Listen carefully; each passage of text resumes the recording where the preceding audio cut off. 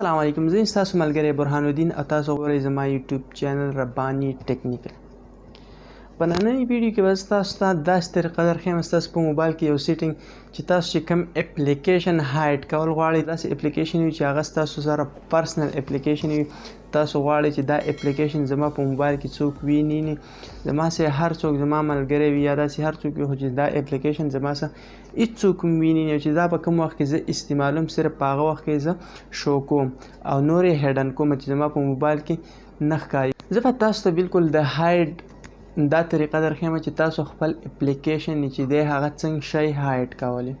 نو ویډیو ډیره نه اوږده کوو، ویډیو شروع کېدو نه مخکې ستاسو ټول نه یو وړوکی شان ریکویسټ دی، تاسو تر اوسه پورې زموږ یوټیوب چینل ربانی ټیکنیکل نه وي سبسکرایب کړی، مهرباني وکړئ زموږ یوټیوب چینل ربانی ټیکنیکل سبسکرایب کړئ.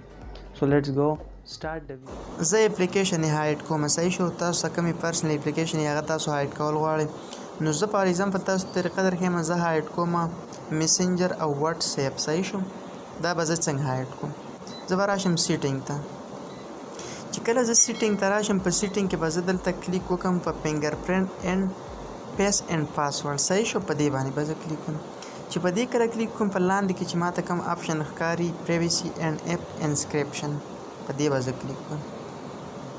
چې په دې ما کله کلیک کوم، بیا په لاندې کې ماته یو آپشن راکوي او لیکل راکوي هایډ اپ، صحیح شو. په دې به زه کلیک کوم. چې په دې ما کله کلیک وکړم، دلته ماته زما څه چې په کومې اپلیکیشن دي زما په موبایل کې هغه ټولې ماته شو کوي دلته، صحیح شو. نو په دې کې به زه کلیک وکړم په میسنجر باندې، زه میسنجر هایډ کوم او بیا به کلیک وکړم زه په واتس اپ باندې، زه واتس اپ هم هایډ کوم، صحیح شو.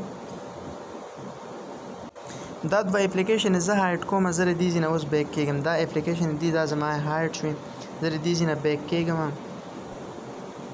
دې ځای نه زه بیک شوم. تاسو یې زما چې کوم ډیسکټاپ دی د موبایل هغه تاسو یې په دې کې میسنجر او واتس اپ نه شو کېږي، صحیح شو. میسنجر او واتس اپ نه شو کېږي، صحیح شو. په دې طریقه باندې تاسو اپ شئ هایډ کولی. اوس زه دا اپ اوس واپس استعمالوم، استعمالولو ټایم یې دی.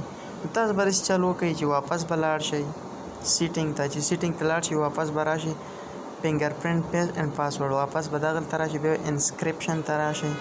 چې انسکرپشن ته راشئ هیډن اپ ته به راشئ، صحیح شو. نو دلته چې کوم اپ ستاسو هیډن کړي هغه به واپس شو کوي، صحیح شو. داسې به دا بند کوي واپس.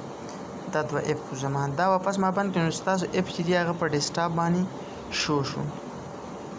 دا تاسو لیدی شئ، دا ستاسو دا اپ چې دی دا واپس په ډیسکټاپ باندې شو.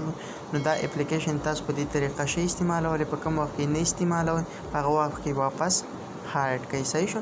نو دا و د هایډ اپلیکیشن طریقه. امید ساتم چې په دې طریقه به تاسو ډېر په ایزي طریقه او ډېر په اسانه باندې خپل اپ چې دی هغه شئ هایډ کولی. دا و زموږ نننۍ ویډیو د اپلیکیشن هایډ کېدو په باره کې. امید ساتم چې ډېر په ایزي طریقه باندې به تاسو اوس د خپل موبایل کې خپل اپلیکیشن شئ هایډ کولی. نو کو ویډیو ستاسو خوښ شوي مهرباني وکړئ ویډیو لایک کړئ او لایک کمنټ لازمي وکړئ او زموږ یوټیوب چینل لازمي سبسکرایب کړئ. تھینک یو.